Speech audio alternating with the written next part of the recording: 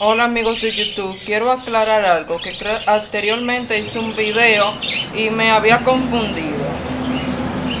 Y me había confundido con la mutación de de estos periquitos.